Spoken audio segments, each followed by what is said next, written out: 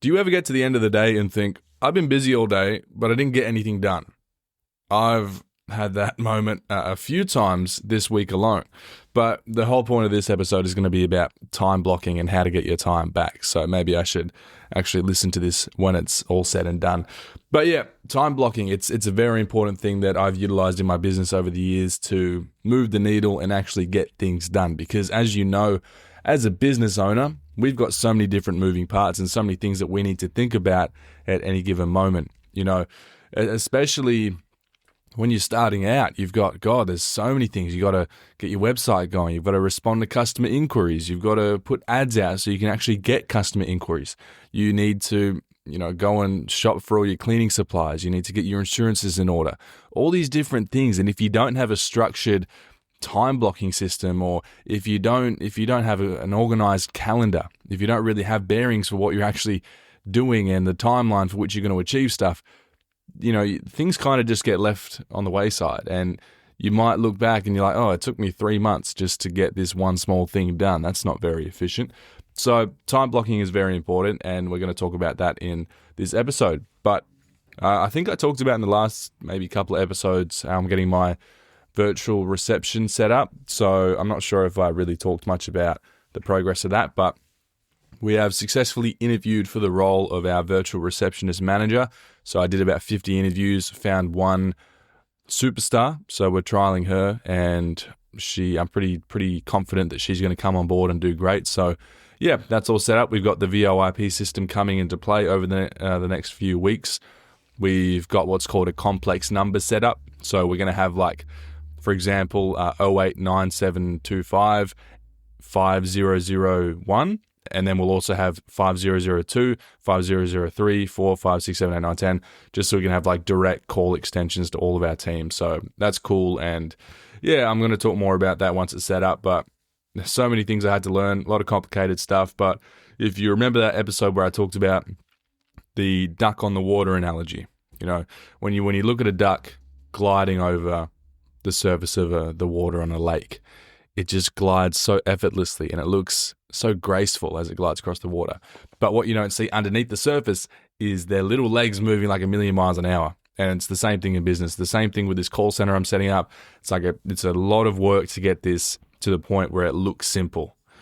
Like, oftentimes the simplest outputs, the simplest changes, the simplest implementations, especially in tech companies, famously, I forgot who said it, but there's this famous quote where it's like the simplest features are often the most complicated to program. So yeah, the hard work pays off, and we're all about creating a simplified process for our team, for our customers, and for the business itself. But anyway, I won't go too much into that. Let's talk more about time blocking. So yeah, if you ever get to the end of a day and you're like, where did all that time go? I don't even know how I didn't get anything done, then this one's probably for you. So by the end of this episode, I'm going to hopefully teach you how you can use time blocking to get more done and feel less stressed and actually grow your cleaning business. So what is time blocking?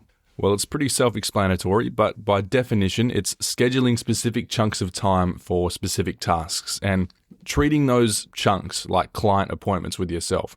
So like if someone books a quote with you, and you have a system where that automatically goes into your calendar like we do with our Calendly software, then we're essentially time blocking that part of the day. And we know that nothing else can interfere with that because we're prioritizing that customer appointment. Whereas now we're flipping it and we're creating appointments with ourselves that we can't compromise on. So like if you need to get your BAS done, if you need to get your end of financial year done, your income tax return done, you can block out your entire morning tomorrow. And so that's an appointment with yourself that you can't compromise on.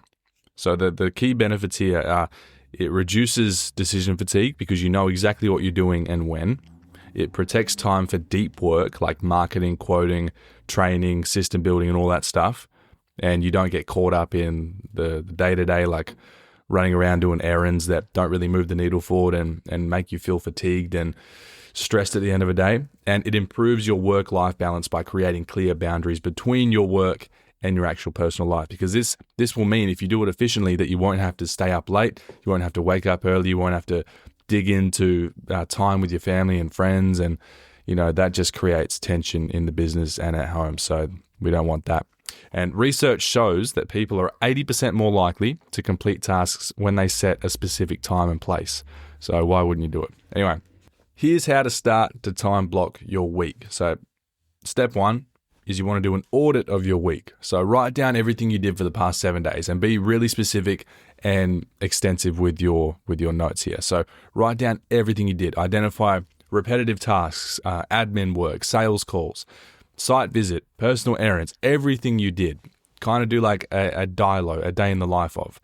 So you can start with Monday, Tuesday, Wednesday, and then you might look at it and you'll be like, these are some time vampires. These are sucking a lot of time from my week.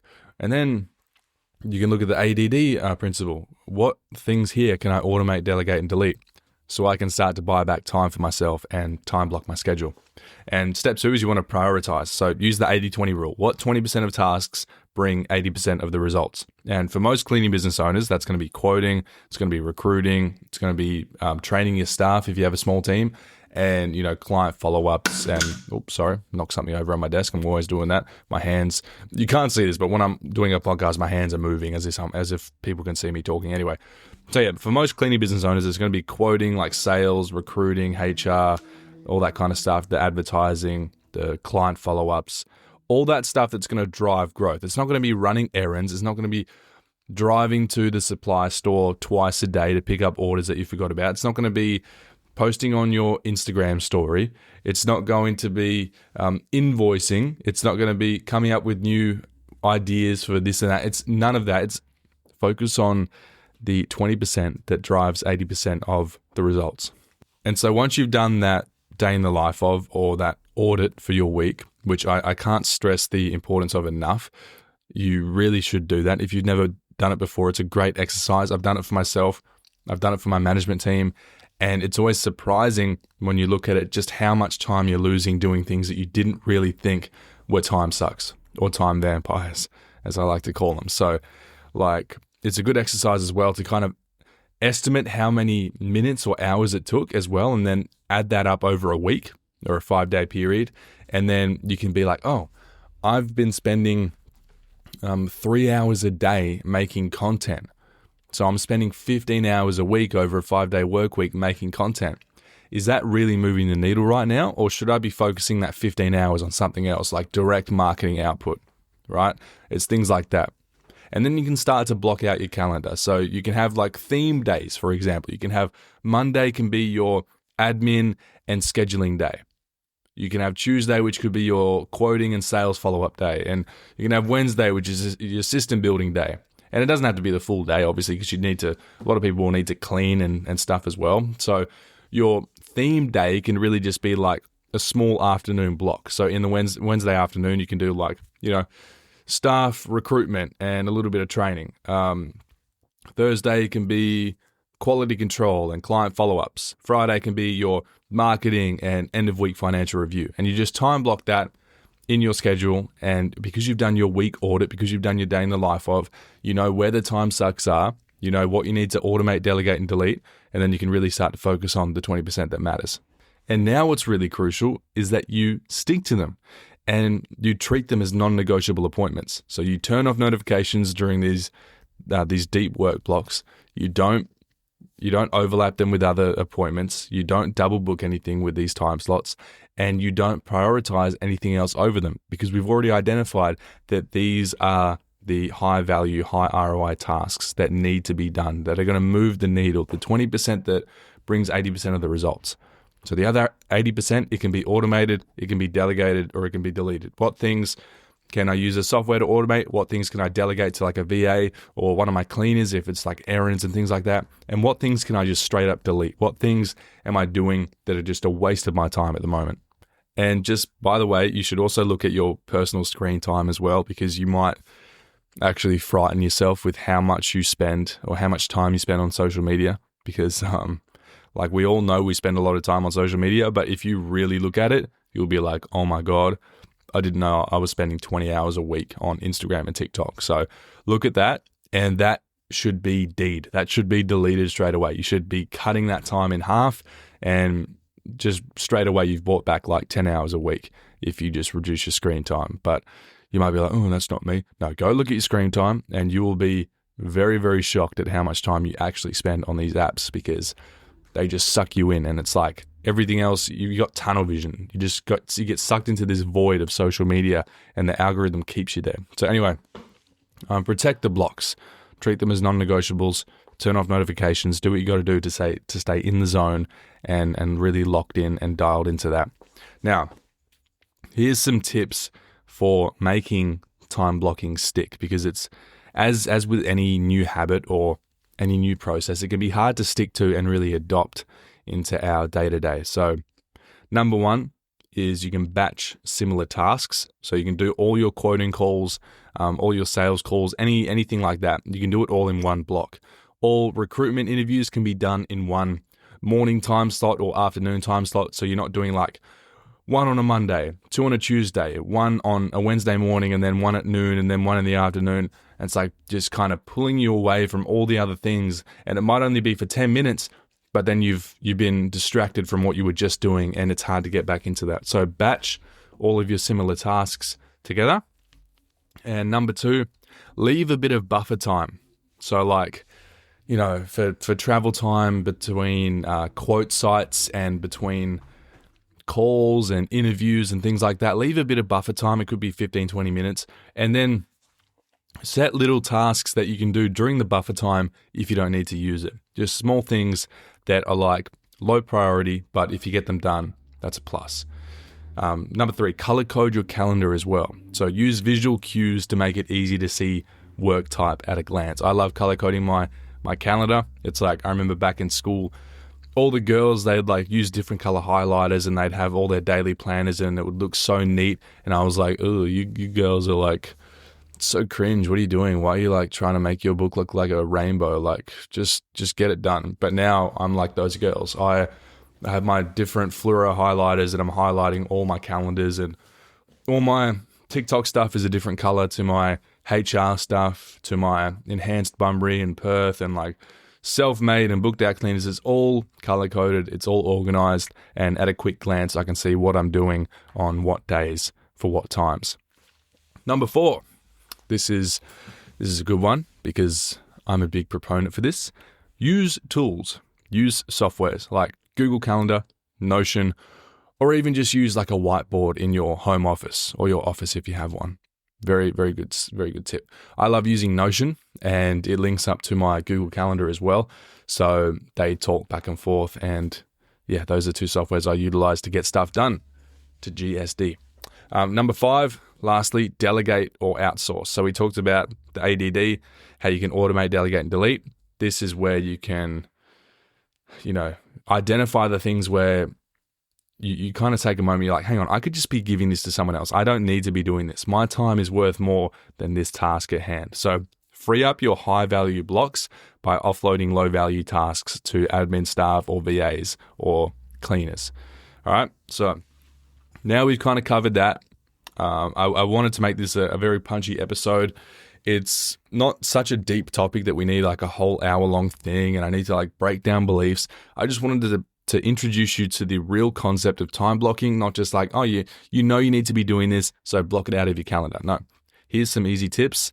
Here's how you can do it, and here's how you can implement it really quick. So now we're going to move on to a couple of mini exercises as well. So exercise number one that I want you to do is a calendar audit. So today, write down exactly what you do for the next 48 hours in 30-minute increments. So similar to your day in the life of or your week audit, now do a calendar audit. So write down exactly what you do over the next 2 days and in 30-minute increments. So like right now, my 30-minute increment would be recording and editing and uploading this podcast. So I would block that in my calendar and I would say podcast recorded, edited, uploaded. That's my 9 a.m. till 9:30 block.